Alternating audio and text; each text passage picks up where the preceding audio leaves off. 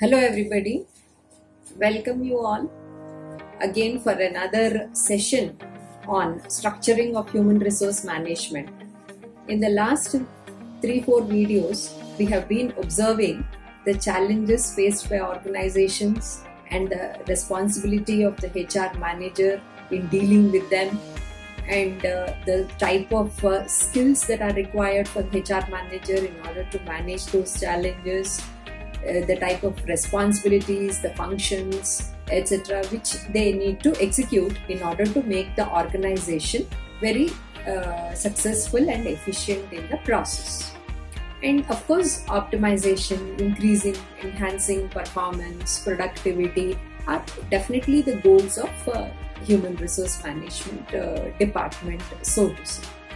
And we have also observed as to how the transition has taken place from the personnel management to the today's HR management, wherein from a typical record keeping database stage to we have come to a stage where we start looking at human in the organizations as assets, as capital, and as potential people who can make and contribute and make a difference as far as organizations are concerned. So we will be today handling the structuring of human resource department, wherein we will try to understand how actually all these functions are detailed out by the HR department in the process. So if you just look at this, we have already touched upon some of these aspects in our previous videos, but a quick look at them, wherein we started with contemporary HRM issues, then we look at the strategic HRM, that is how HR is playing a strategic role, then the first function in the form of human resource planning, followed by talent management, then recruitment and selection, training and development of the employees, reward management practices that need to be in place in order to motivate the employees, the performance management, performance appraisal processes and potential appraisal, and handling the employer-employee relationships. This we generally had a bird's eye view in the last video also, and this entire HR functions revolve around these, and there is a lot of interlinkage among them, and the functions of HR also are linked to one another. And if we look at it in a very progressive manner or sequential manner, it follows one after the other. So structuring of HR in these 2-3 videos, we will be looking at each one of them and how each one of them has to be structured by the HR department so that each function becomes a unique and like a very highly efficient function for the department to execute and will contribute for the overall organization's function. Just to make a beginning, we have already defined the HRM in our previous classes. Here as it's defined as a strategic and coherent approach to the management of an organization's most valued assets, that is the people, where they contribute to the achievement of its objectives. So here we see the actual relationship and the importance given to HR in the form of it being a strategic, or it plays a very strategic and a coherent role in managing the organization's most valued assets, that is the people who are actually contributing for the objectives of the organization. Then how does it go about it? The entire structuring of it is that we can say that the entire HR department is actually functioning well. Or when we start talking to the employees, we get a feedback saying that our HR department is taking care of us, our HR department has got all the systems in place, our HR department does not delay things, it solves our issues immediately. These are some of the statements which we hear from the employees in an organization. Here, what actually are we? I mean, how does the HR actually function so efficiently so that it is able to take care of the people in the process? So we can say that we need to establish a HR system, okay, human resource system as it is called as. Now, how do we go about it, and what are all the things that get into it? So the first thing is that we have something called as a philosophy, HR philosophies, or the philosophy, HR philosophy of the organization. That is, the organization should have a sort of a positive attitude towards the HR and should empower the HR to handle people related aspects in an autonomous manner. That is the philosophy with which an organization has to function. If it functions in that way, then we can say that the entire attitude of the organization, the value that is being given not only to HR but also to people, gets reflected in this HR philosophy. So this is the first thing, that is the top management, the leader, whoever it is, should have a sort of a value the people and give importance to them, that they care, they belong, that they are interested in their development, and it is not just the work with which they interact, but there is something more, something beyond that. That is the message that has to be conveyed in this process. So when we have this sort of a philosophy in place, this will be usually followed by the type of strategies that we actually put. As we all know, a strategy is some sort of a plan of action which definitely leads to a goal, and definitely the success rate is very high, and it will lead to a definite sort of an objective as to whatever we are trying to think about or trying to achieve in the process. So in order to convey the message that the top management cares for the employees, they want to make them belong, and they want them to feel like a family within the organization, then the way the activities are being planned, the entire planning process in the entire activity planning of the HR should be such that it reflects this, and at the same time, as I told you, the very definition of strategy itself is to achieve the target or to achieve the objective. So what is the objective? Winning over people. So the philosophy and the activity plan should be such that they win the people, win the hearts of the people, and people are interested to be associated with the organization. So the activity plan is the next step. When the activity plan is being thought about by the top management in consultation with the HR, then this activity needs to get translated into action sequences, and that is where the next part comes, that is the HR policies. That is, they frame some rules and regulations with regard to the employees in the organization. And these rules and regulations could be related to the functions of HR. Like for example, the recruitment function, if we take, there will be a policy in the organization that we will recruit people from XYZ campuses, that is a college campuses. So every year, the organizations will visit those campuses and will recruit the outgoing graduate students or postgraduate students into their organization.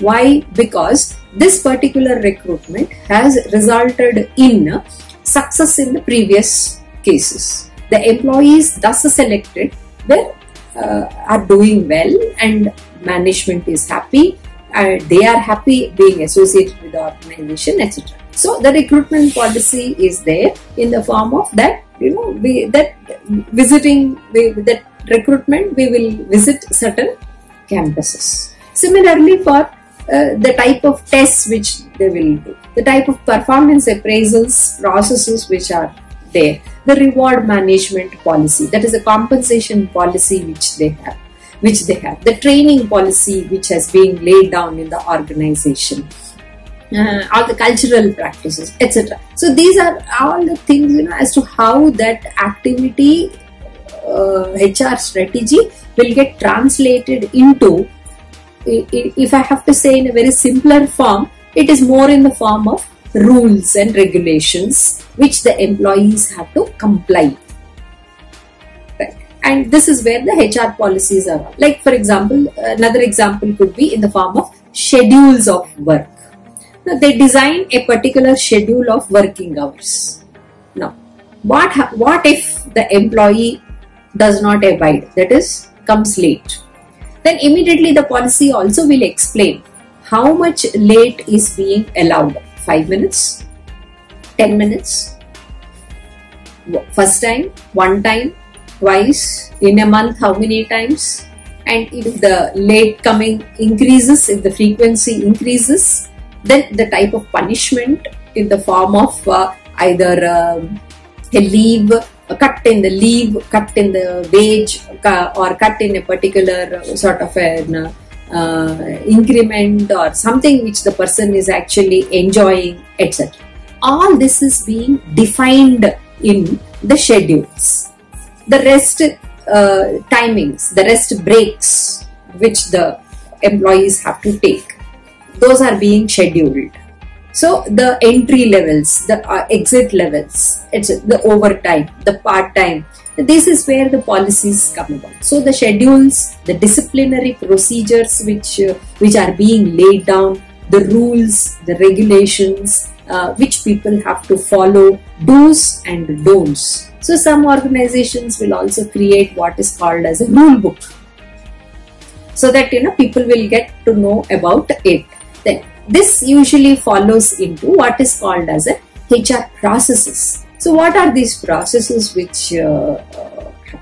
So the processes is where the actual work will take place. It could be between departments, it could be between groups, it could be between individuals, where like the communication process which goes about, the collaboration process, etc. So which takes place between or among them, wherein we can see the activities being undertaken, and if that results in some problem, well, the HR is there to take care of it. Then we also have, basing on these policies and these processes, we can talk about what is called as a HR practices. So every organization will also have what is called as a good practices. I mean, if we were to ask, okay, why you are actually focusing only on this particular practice, why are you focusing only on this particular campus, the answer will be that, we find that people belonging to this particular campus are good.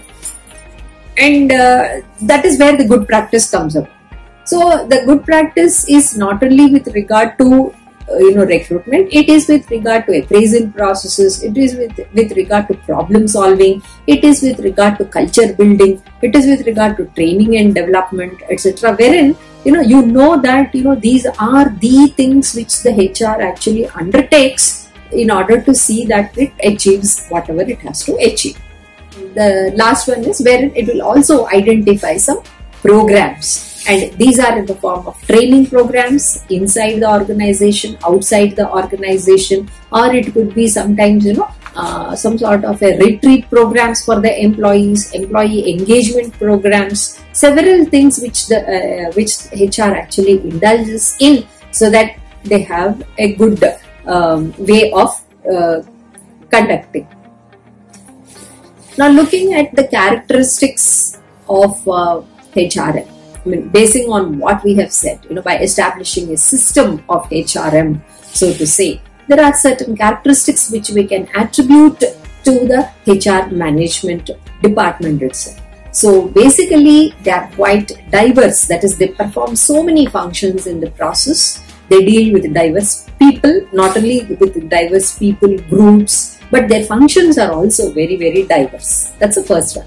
Second is they are strategic. As I have told you earlier, okay, every design which they think about should be so strategic that there cannot be a flaw in the way it leads to the action. So that's where we call it as a strategic intent of HRM, which will lead to the desired action. Right? Then commitment oriented. We also require the people in HR to be quite committed in their work, where they are also interested in people, they are people oriented, and they respect and value what they are doing, etc. Then they also consider people as assets, something which we have to care, something which we have to develop. Where they are potential people, they are dynamites, who can be very, very potential people who can perform excellently. That is the attitude that they have.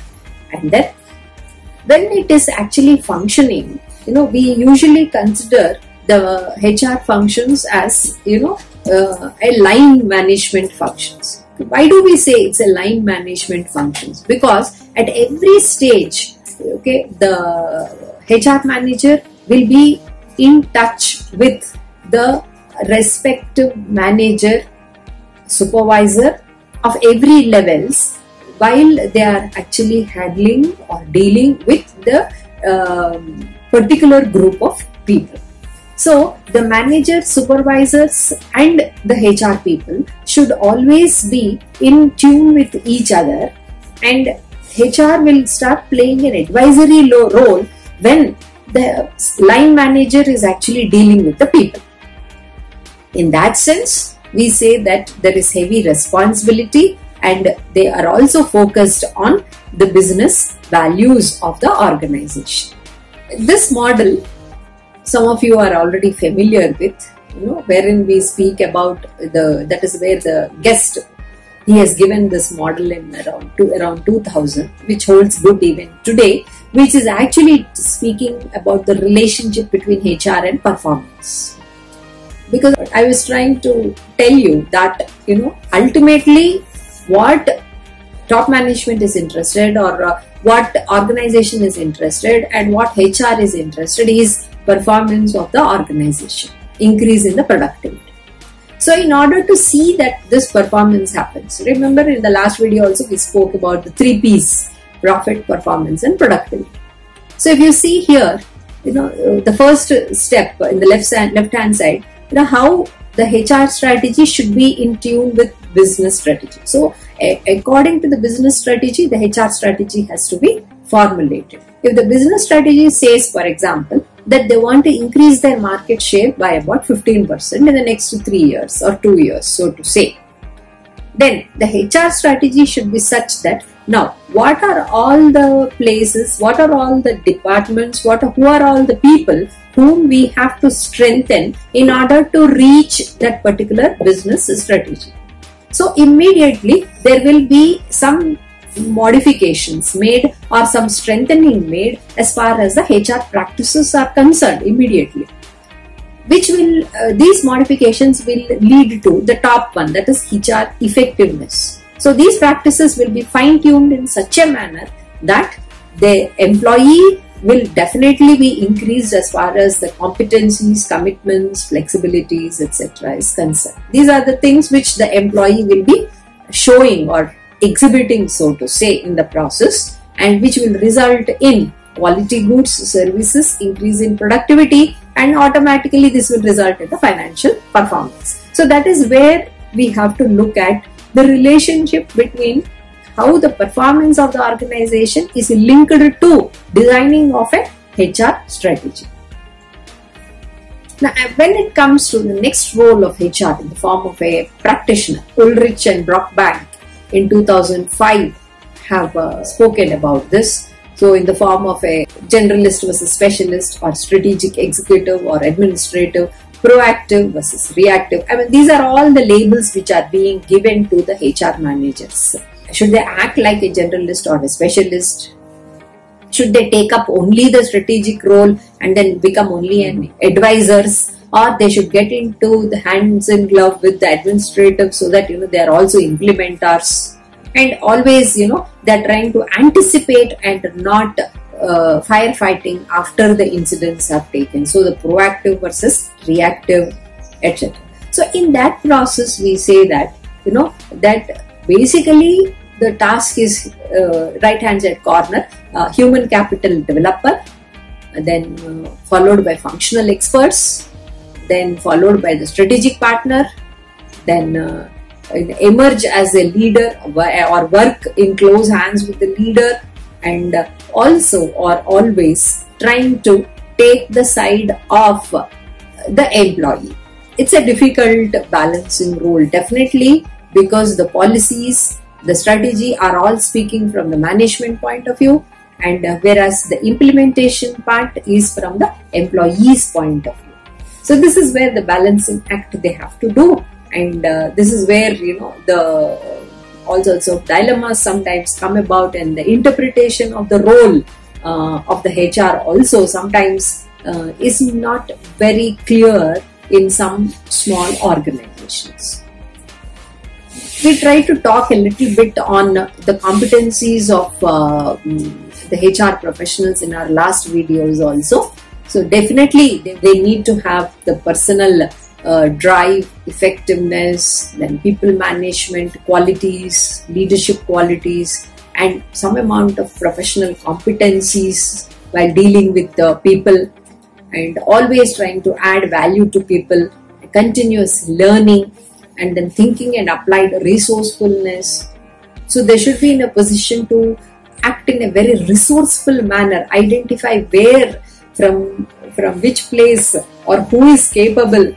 That sort of a database, resource base needs to be there, and they have to be client or customer focused, and that capability, that is a strategic capability in the form of intent, should be very focused and high as far as influence and interpersonal skills are all concerned. So it's a combination of the personal effectiveness, personal qualities, caring for employees, thinking about the organization, thinking about customers, thinking about the clients. Quite a lot of things are added, or they have been summed up over here as far as the people related competencies of HR professionals is concerned. To sum up, we can only say that they have to be very high as far as people orientation is concerned.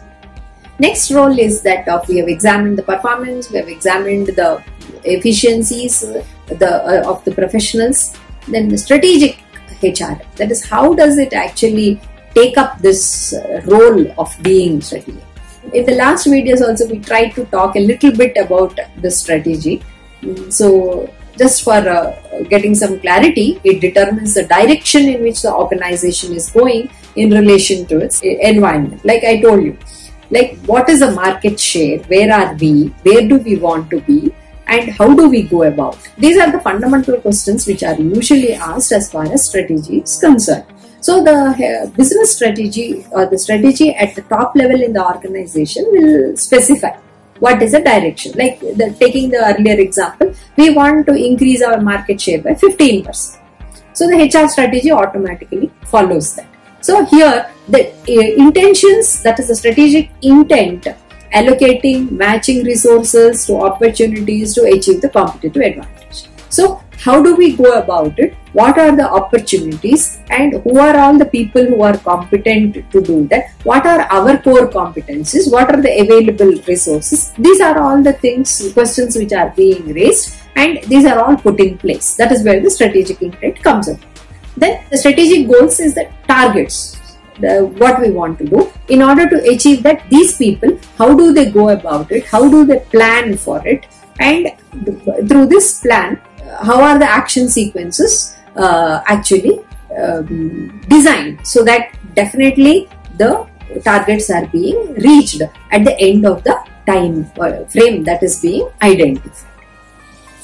So it requires planning, it requires some amount of philosophy and matching the activities and policies to explicit business strategy, and seeing the people as a strategic resource for the achievement of competitive advantage. If you go back where we showed, right from the philosophy to the practices etc. This is how the activities actually go through the sequence in order to achieve, or when HR is playing a strategic role. And this actually in the form of policies, practices, and it will be integrated into the business strategy. So the activities will be translated into actions, and the employees achieve something at the end of the day. Some examples we can take of some of the HR strategies in the form of GlaxoSmithKline. We want GSK to be a place where the best people do their best work. Okay, and some specific HR strategies in Diageo, wherein we have a reward and recognition, use recognition and reward programs to stimulate outstanding team and individual performance contributions. Talent management, drive the attraction, retention, professional growth of a deep pool of diverse, talented employees. These are some of the just examples of strategies. So this is how the strategic statements are being made in the form of a vision, and these get translated into the actions. How do they actually develop this sort of a strategy? It will be in the form of business strategy, organizational culture, the best practice approach, the best fit approach, and the horizontal integration. That is, those are the best procedures with which we can go about it, so to say, right?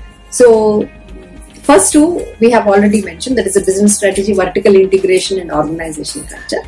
Then the next one is development of HR strategies in the form of best practice, best fit, configurational or horizontal approach, etc. So we just make a small exercise over here, in the form of what is the way we want to go about, what is the content, what is the rationale, how does the implementation plan go about, and what is the cost benefit analysis. So this sort of a homework is being done by the HR department, and so our investment in either technology or with regard to training, or with regard to people, will it lead the desired results? If it leads, what is the cost benefit analysis, or ROI as it is known as. These are the things, calculations which the HR department does, and it sets about. Okay. So this we have already touched upon, so I don't want to get into again this, in the form of programs, policies, then identify what are the threats or barriers, then prepare action plans, and then implementation, follow up and evaluation of the progress. Okay. So this we have mentioned in the next sort of functions which go about, for example, planning. If you take, how can planning become a strategic in a strategic manner, and how can HR structure it in a strategic manner? Just as an example we can take, it's a process of ensuring that the human resource requirements are identified and plans are made for satisfying, etc.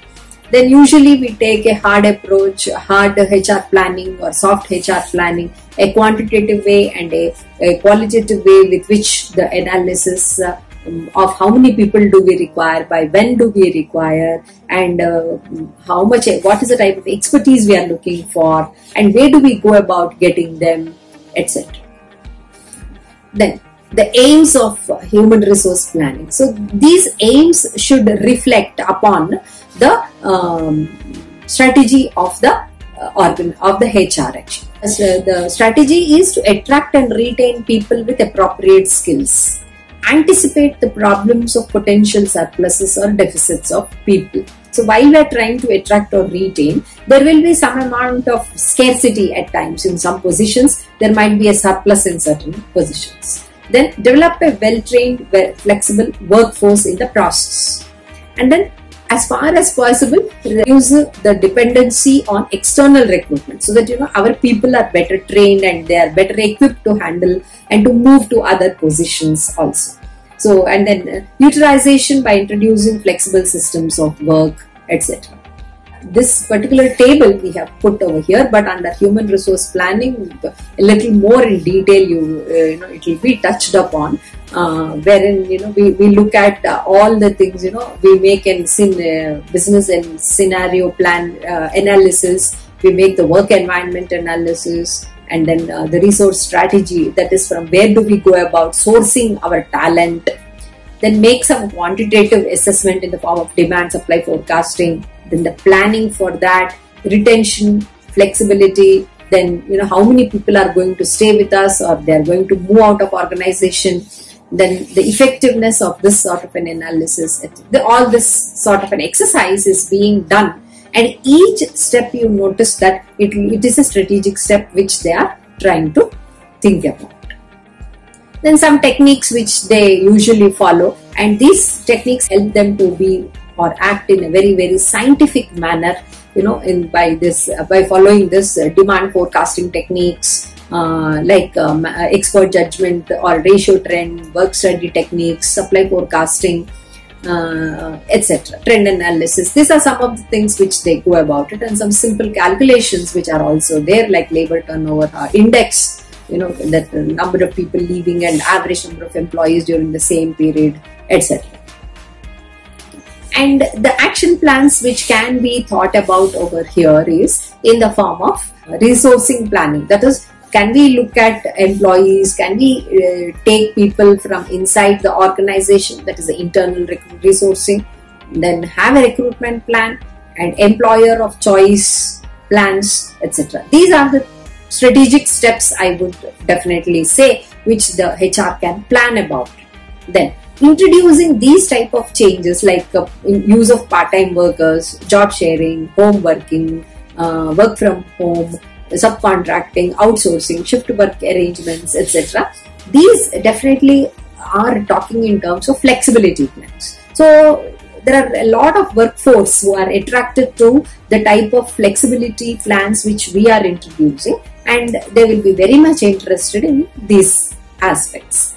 Then the downsizing plan. So how much of downsizing can we go about, or is the organization thinking of downsizing? If so, who should be leaving the organization? Will the talent also move out of the organization? Is another basic aspect which has to be kept in mind. So this step, if it is planned very well, it acts as a strategic action planning of the HR functions, so to say.